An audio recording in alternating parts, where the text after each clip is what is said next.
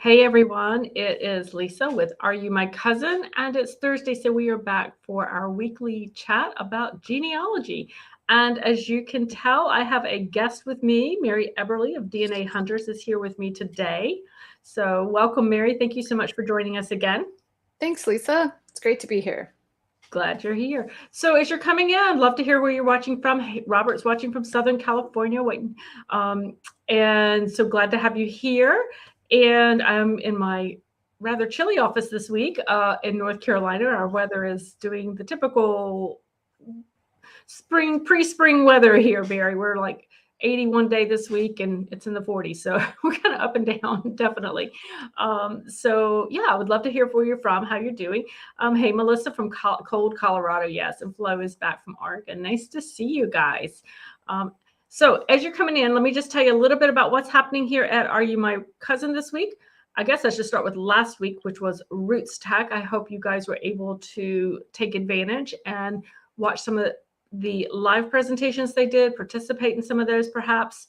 I hope you were able to watch some of the recorded sessions, including the keynote speakers. They were fabulous. I just really enjoyed listening to the keynote speakers. I always do. I get so much out of them. I don't know. So I hope you were able to do that. Just so you know, now remember, the recorded sessions are available for you guys to watch really pretty much throughout the year. So, there's over 1,500 pre-recorded sessions over there to learn genealogy. So there's something for everyone and you can do it at your leisure because there is quite a bit to actually go through depending on what it is you're looking for. So just wanted to put that reminder in your ear that is still out there for you guys to watch.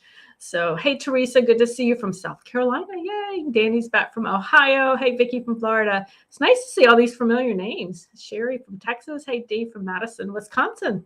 You might know somebody here. And, so it's good to see you guys. I do appreciate you guys showing up each week. I do appreciate your support. And Michael from Florida. So we're just really kind of all over the U.S. today, which I think is fabulous. Okay, so for Are You My Cousin, there is a brand new YouTube video on my YouTube channel. So not a live, but a pre-recorded one. So there is a brand new recorded video on the YouTube channel, and it is about getting yourself ready for the 1950 census release, which is coming up in April. So all very excited about that. There is also, mark your calendar for March 24th, which is on a Thursday. It's one of our regular YouTube and Facebook live streams. Daniel Horowitz from MyHeritage will be joining me to talk about some of the new releases that they announced at Roots Tech and give us a little more answer questions about those and give us a little more insight into those. So I'm really excited. I don't know if you haven't had a chance to talk to Daniel or meet Daniel at MyHeritage through some of their Facebook lives or through having met him at Roots Tech. He is a delight and you will definitely enjoy our conversation that day. So I'm really thrilled to have him. He will be joining us from sometime in the night from Israel. So it's really exciting. Okay, wow, we got lots of folks coming today. So really excited to have you guys. Hey, Amy, good to see you from Oregon as well. And Bridget, yay, nice to see you guys again. Okie doke. So let's get right to it because you guys know, hey, Tom, glad to see you're here. You guys know when Mary is here, Mary, my DNA expert extraordinaire, when she's here, we're going to talk DNA, right? So I am super excited you're here today, Mary, and we are going to be talking about GEDMatch and the Chromosome Browser. So I am going to turn it over to you. Or maybe if you want to start by telling people a little bit about what you do at DNA Hunters. Sure. At DNA Hunters, I help clients find missing relatives. So oftentimes it's birth parents, sometimes it's birth grandparents or other more distant relatives. And then also just helping them with their DNA matches. So, and I'm also a speaker and webinar presenter.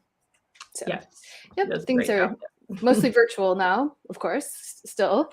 But yep, that's me. And today I was continuing on the theme of chromosome browsers, which we talked about last month. But this presentation is just about under fewer than 10 slides. Talks about the chromosome browsers at GEDMatch because they have some really unique things that they offer there. So I will share my screen. Okay.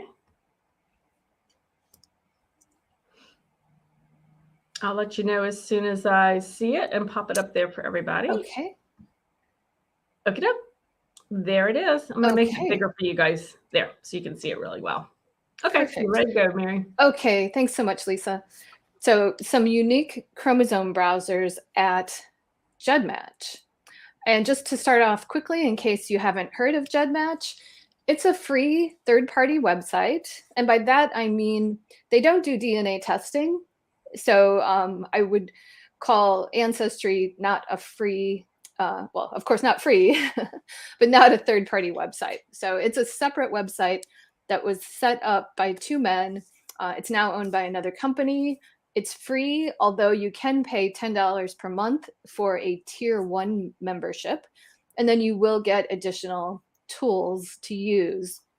But today I'm going to talk about looking at those chromosome browsers as if you had that free membership. To get the free membership, you transfer your raw autosomal DNA data to the website, and it will assign a kit number to your results. And then basically that just turns it into a big database of DNA results that have been uploaded from places like Ancestry, 23andMe, Family Tree DNA, MyHeritage, and a few other sites. So some smaller companies. GEDMatch has a long history of at times allowing law enforcement to use its database to find criminal suspects and the victims of crimes. And it's my understanding that currently they are not allowing law enforcement to look at the entire database, only at the portion of it where people have said that that's okay. It's my understanding that when you enter the database, the default is that you will not be put into that pool of samples that law enforcement uses. But if you'd like to change that and let them use your DNA results to find criminal suspects and victims of crimes, you can change that in your profile. If you're asking somebody else to upload to GEDMatch, whether you do it for them or you're just saying, please do it, it's important to let them know about this, because some people don't want to have anything to do with law enforcement and looking at their results. So it's really important to let them know what's possible and to get their informed consent about uploading to GEDMatch. And you can do that verbally, or you can do it in writing. And on Blaine Bettinger's website, he does have a sample informed consent agreement that you can use. I'll get a link for that while you're talking and put that in the chat. Okay, thank you. So starting off with the things that are different about GEDMatch, one is that you can use their chromosome browser to distinguish a full sibling from a half sibling.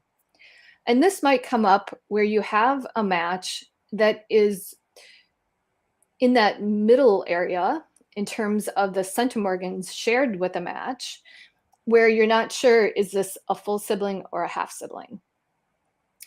Well, one thing that distinguishes full sibs from half sibs is that full siblings will have portions of their DNA that are fully identical. Here it's called a full match, and they color code those segments green. Where there's a half match, meaning you're sharing just from one parent, so either your mom or your dad, those segments will be colored yellow. And if you're a half sibling, you're only going to have those half matches. So segments that are colored yellow, signifying that you're only matching through one parent. So let's look at an example of this. This is a comparison of my brother and me, and only chromosomes 1 through 3, although all 23 chromosomes will be there. I can see that I have these green segments that are indicating that there are portions of chromosome 1, and here there are 4 portions or segments where we have fully matched DNA, meaning we got the same thing from our mom as we got from our dad. And this tells me that, yes, indeed, we are full siblings. We also have those yellow segments where we're just sharing DNA from one parent. And it doesn't tell you, because it doesn't know whether it's your mom or your dad, but nevertheless, you're sharing DNA in this part of chromosome 1, or I should say, I am sharing that with my brother. And but it's only shared that we've got the same DNA from one parent.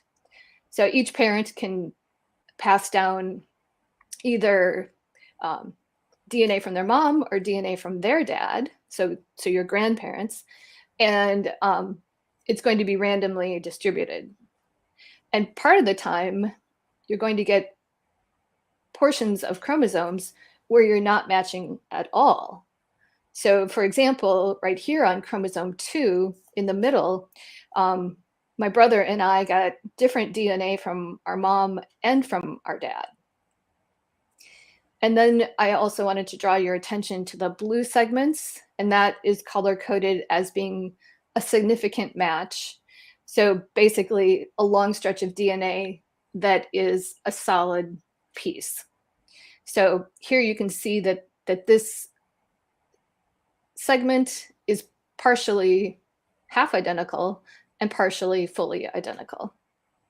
So this is a really nice feature in, like I said, in the instance where you've got a sibling and you're not quite sure, is this a half or a full sibling? Another really interesting thing, and GEDMatch is the only company to offer this, is they have not only the 2-dimensional chromosome browser, meaning this kind of thing, they have a 3-dimensional chromosome browser. So it's showing me versus that brother, and then I also had to include a cousin because this tool requires a minimum of 3 people. So we've got myself, my brother, and our first cousin once removed. And this is just chromosome 1. You can go to the pull-down menu in the upper left-hand corner here and go on to other chromosomes. It also color codes the segments. So the red ones are the longest at 100 plus centimorgans, and those are ones that I share with my brother. There are some blue ones that are 10 to 20 centimorgans. Actually, those are smaller. The greens are the 10 to 20. And so it's color coding based on the length. And then also at the top here, you can adjust these sliders, and the diagram that has these segments will rotate in space. So sometimes it's easier to see the segments in a different view, and you just do that by adjusting the sliders. One thing I realized in looking at this and seeing that you could have up to, I think, 7 matches compared in this 3D chromosome browser, that's interesting because this is a free feature. And with a free membership, if you're looking at the 2D regular chromosome browser, you're limited to a 1-to-1 comparison. So yourself versus a match, or the match versus another match, but you can only look at 2 people. If you have a paid membership, you can put in a bunch, 10 or 20 or whatever. And so this, I think, is an interesting workaround if you've got that free membership and you want to look at multiple matches all together.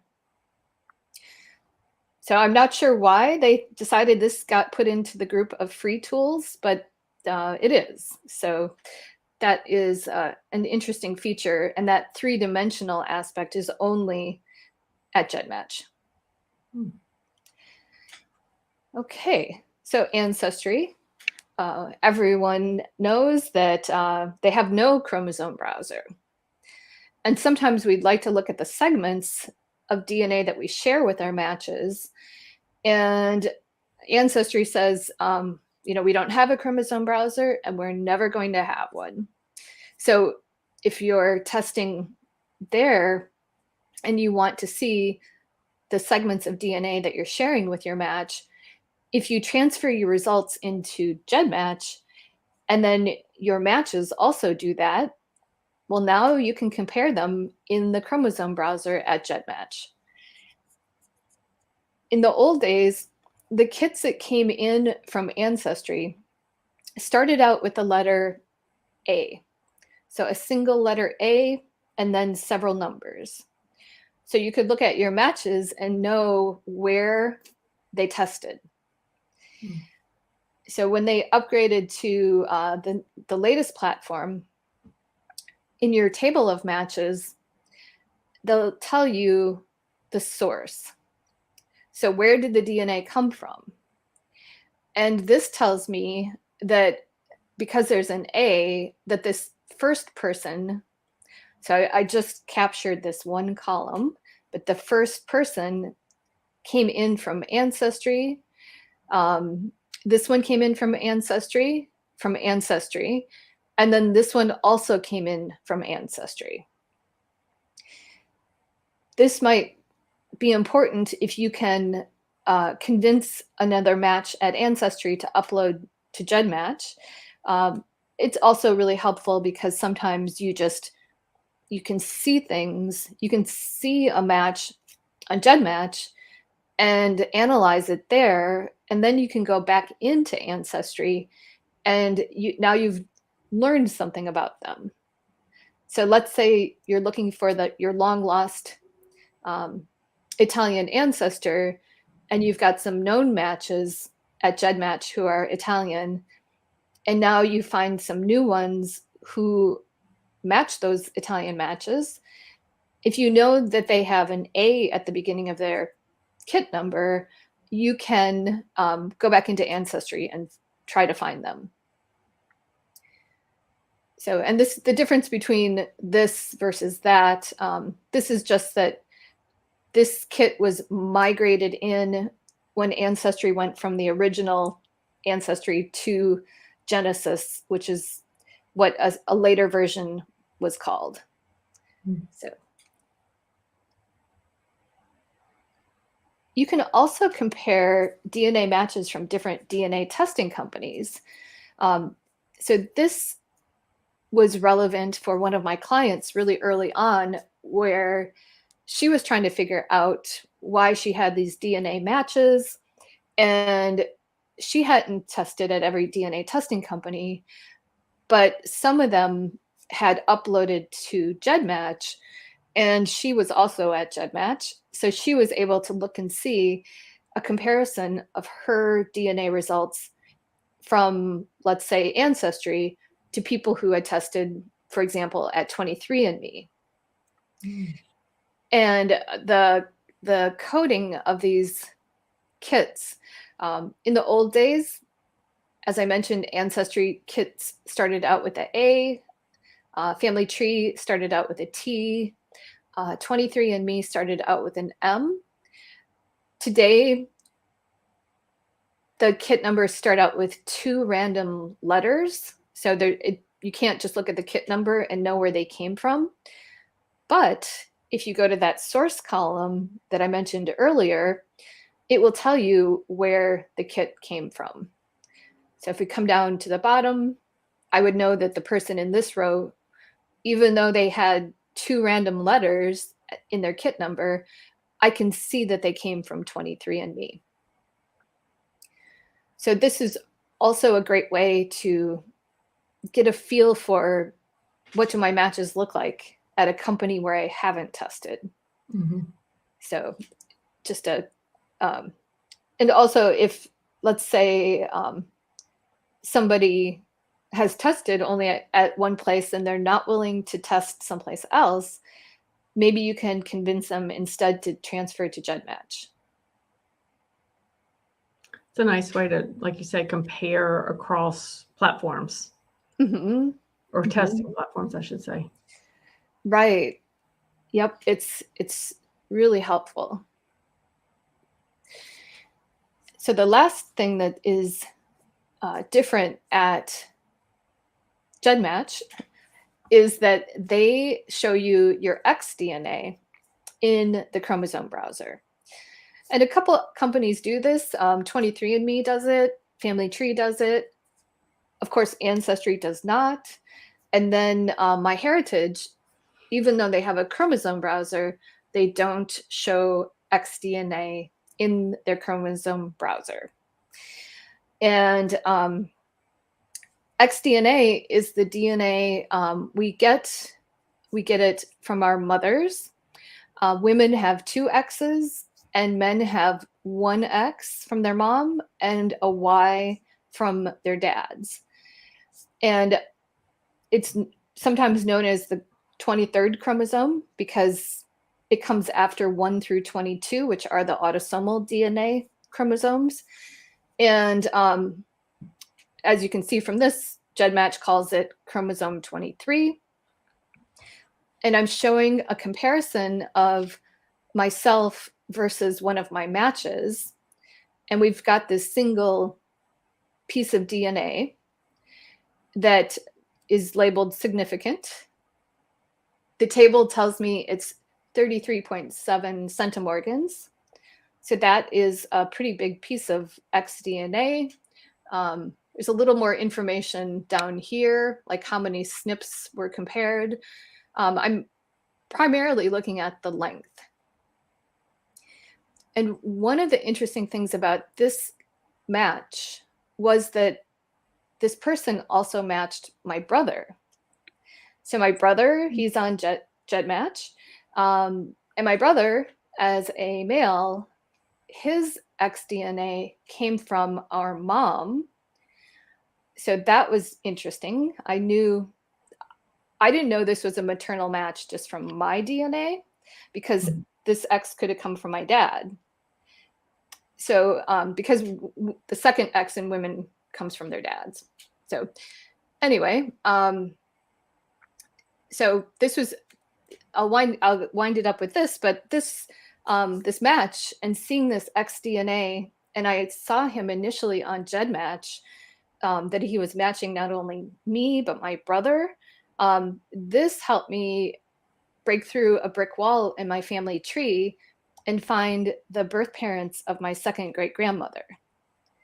So, that was a huge thing when I saw it. There were other clues, of course, just like with all genealogy. I looked at his tree. I saw that his ancestors were from Norway. And that's where that brick wall was on my tree. And I'll show you, I painted him in DNA Painter. So this is that person's segment. I've filled in quite a bit since putting him into my DNA Painter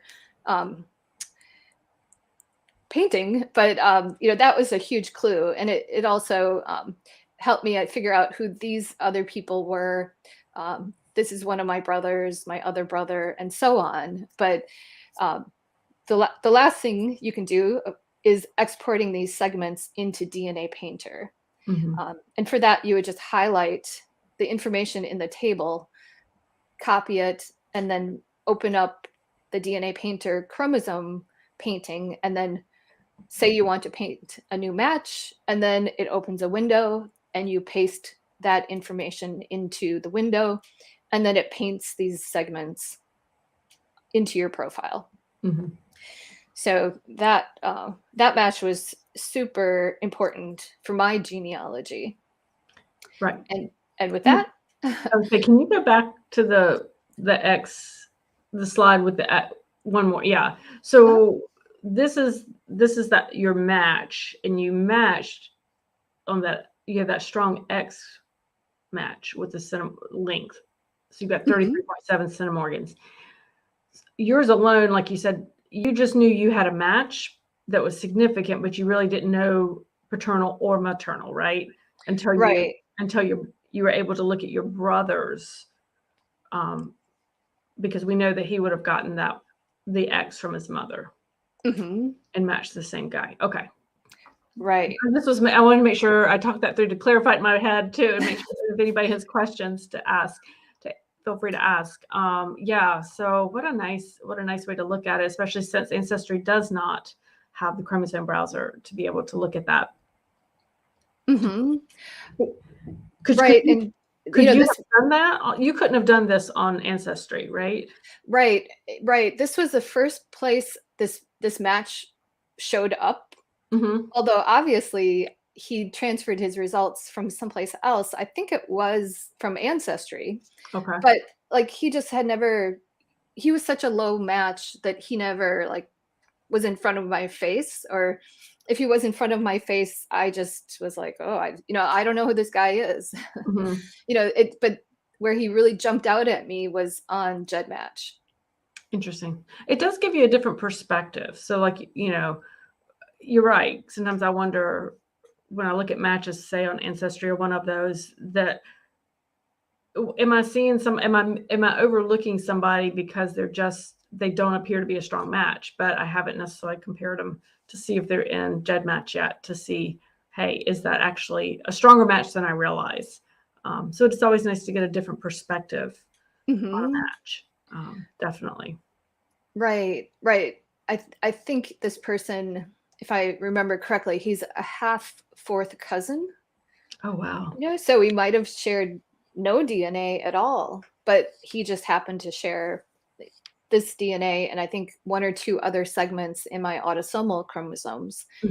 And it was a different perspective of seeing it and thinking, hey, wait a minute, this could lead to something. It's got to be one of my mom's relatives, and like that alone, just that information that my brother, because my brother shares XDNA with him too, it's got to be on our mom's side. And then you just kind of keep on going from there, like, well, which branch of the tree on the mom's side? And when I opened the man's tree, I saw all of his people were Norwegian. So then I know, oh, okay, that's my mom's father. I knew where in my tree he could be matching me. And but I would have never, it probably would have taken me years to figure out who this person is. Gotcha. So Karen asked over on the YouTube chat, how does XDNA work if you have unknown parentage? Oh, I was trying to stop sharing. Oh, okay. Yeah, we'll come back, guys. I can always reshare. So if you have unknown parentage, and it depends upon if you're looking, so let's say you're looking for your father, your birth father, then if you're able to separate your maternal and paternal matches, any XDNA match on your dad's side is going to be coming from his mother's family. If you're not able quite yet to separate matches into maternal and paternal, if you have an XDNA match, it's still going to limit the ancestors in your tree from which that DNA could have come. So because we have these inheritance patterns that women get 1X from their mom, 1 from their dad, men get 1X from their moms. So if you have an XDNA match, you would know it's not from your father's father. Right. So you can rule out 25% of your tree just from that.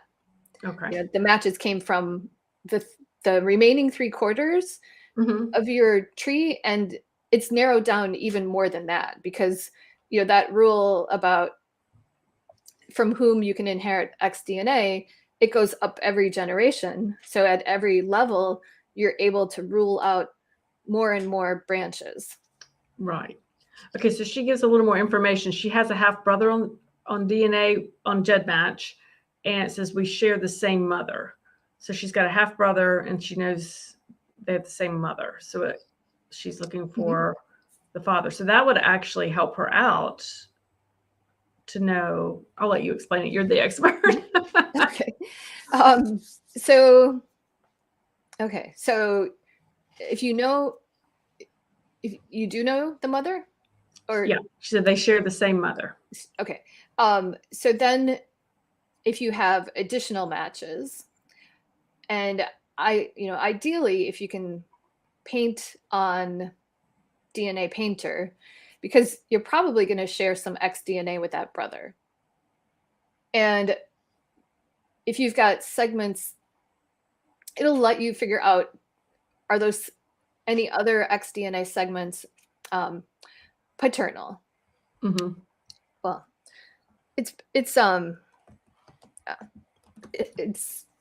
complicated, but it can help in that, because if you could have XDNA matches from your mom that aren't shared with your brother, right? Like right.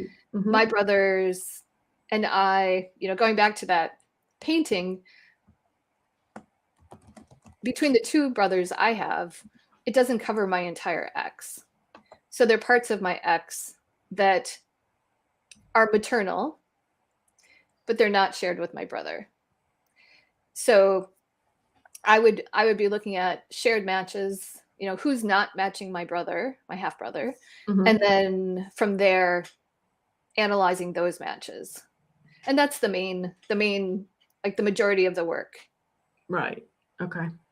So Vicki was saying, and I think a lot of this is a good question. She said from Roots Tech, they were doing this, who are you related to app thing. And she said her question is, were those for real? And if so, how accurate would they be? Now that would be based on a family search tree. I don't think that was based DNA at all. Right. Okay. So it's really, Vicki, at that point, it would be, how strong are the trees, or how strong is the tree? I think because family search is it's like a one large tree as opposed to privately owned trees. And so it's really going to come down to how accurate the tree is. And so I think with anything, the further out you get, the more you're more likely to find errors further down. But a lot of times the closer in ones I think could be a little stronger possibility. Mm-hmm. Yeah, I saw on Facebook, and it was a lot of like, we are 11th cousins twice removed. Like, yeah. Oh, like, what's that? I hope your trees are perfect, right? Like you said, the further back you go, the more ancestors you have. There are known non-paternity rates in various populations, and in the old days, like, who would have known, right, that there was a misattributed paternity event, right? Today we can pretty easily discover those, right? And people take secrets to their grave, and then all of a sudden their kids test, and it's like, oh boy, what happened? And think about how many generations that went on in those trees. Yeah, definitely. So yeah, Vicki, it's I think a little bit of I would just be a little suspicious, particularly if you get too far back there on that. Okay, she was asking because her husband and she were both sharing relatives. It said they were both related to Walt Disney. Again, it really depends on how strong those trees were that are being compared to. Definitely. I mean, I definitely see where I have within my own family tree. Cousins did marry cousins at some point back in the far enough back. So you would have that, but yeah, you'd still need to, if you want to claim ancestry to Walt Disney, you just need to make sure your research is good for that. But it's fun. It's a lot of fun though, and I think it really gets folks excited about genealogy. And I think it's really helpful for those who might be new into genealogy to really see the possibilities. And so it's a lot of fun, and it sparks a lot of great conversations, which I think is incredible. I think that's such an important piece, is that it sparks communication. It sparks, all kinds of fun chats and a way to meet people. So I think it's a fabulous, fun tool to do, actually. So yeah. Any other questions, guys? If you guys have questions for Mary, let us know what you might be thinking on that. So yeah, it's Roots Tech was great. I know they had a lot of DNA classes as well over there. Nadine said, it's 6 generations back, are there more ghost negative results of cousin matches? Mary, I'm not sure I understand that. So I'll let you. Okay, I think this, let me know if this answers the question. So second cousin or closer, if you test at the same DNA testing company, you will be matched 100% of the time. Okay. When you get to third cousins, it's like 90 to 98%, depending upon where you test. But then when you get to fourth cousins, it's, like it goes down. It's like, I think 70 some percent. And then, like it just kind of like falls where, it's like the vast majority of your cousins, even when you test at the same company, are not going to be your match. But then you think about like how many of those kind of cousins you have. That's why the vast majority of your matches are those more distant matches. Because we just have a bazillion. Because it's 6 generations back, that's quite a lot of matches. What is the term ghost negative results? Nadine, do you know have you heard that, Mary, or are you familiar with that term or not? No. Okay. Yeah, I hadn't heard that term before. So Nadine, if you want to clarify that in the chat, that'd be great. I've not heard that. And let us know if that answered the question there. So, oh, you're welcome, June. Yeah, I've not heard that. So yeah, any other questions, guys? While I let kind of figure out what you guys, if you have more questions, pop them in there. What I will tell you is that here at Are You My Cousin, I will be updating the events page over at the website in the next day or two. So you'll be able to find all of, the upcoming, any live streams we're doing and those kinds of things. It's been a little quiet around the blog this week, and mainly because I'm just taking I'm resting up from Roots Tech, guys. It wore me out. So I'm just enjoying kind of chilling for just a little bit and then getting right back at it. But yeah. Katie said, can a 50% match ever be wrong? In what way? Katie, clarify that. Ever be wrong in what way?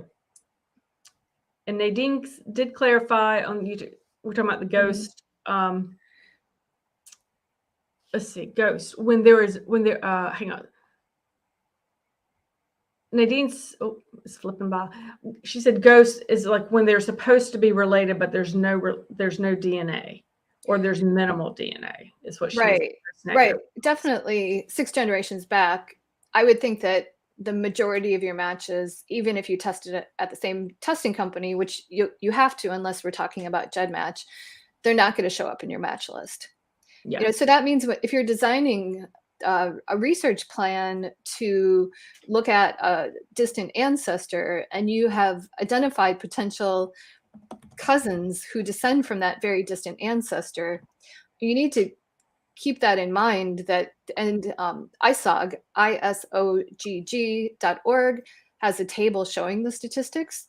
But you need to keep in mind that just because they don't match you doesn't mean your theory is wrong. It could just mean that they're one of those cousins where you're not sharing DNA that the company is detecting. Yeah, that makes sense. So they were asking me, because they was asking, I didn't see that letter of consent from that website. Yeah, let me get back. Is it on his main website? I'll try again. Hang on. It's been a while. It's a pretty old. Yeah, I've seen it. Let me see. I'll keep looking, guys. Okay. Can you see? Okay, let's see if there are any more questions coming up. Yeah, Danny had a, let's see. Okay, Katie said her daughter's being stalked by a lady that says her husband is a 50% match to her child. Oh, that's weird. I would look at the daughter's results to see if he's in the match list. Mm-hmm. Excuse me. And I think Danny had a question too. Are you able to see those questions while I'm looking for these?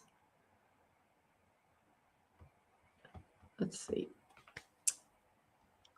Danny said a couple of days ago he uploaded his DNA results from Ancestry to a couple other sites thanks to Roots Tech and Mary, anxiously awaiting the results. So, oh, that's great. I can't wait to hear either. Yeah, I uploaded my first cousin's results to MyHeritage, and it did take, I don't know, 5 days for me to see her matches and for her to be in my match list.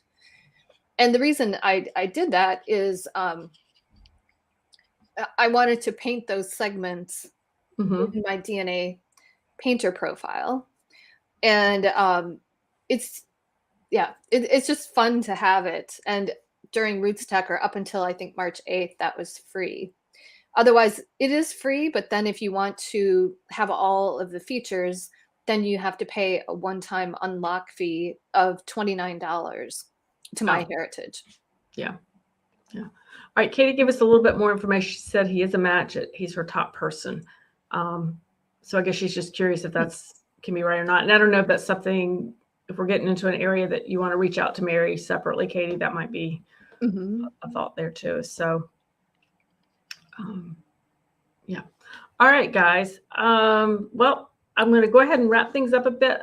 So, Mary, thank you so much for coming and talking with us about GEDMatch. I confess, I really haven't used it as much as I could, definitely, and could certainly do it. So, join me next week. I'll be here next Thursday again for another Facebook, YouTube live stream, and look forward to having everybody join me again. And look forward to seeing you next week. Bye, guys. Bye.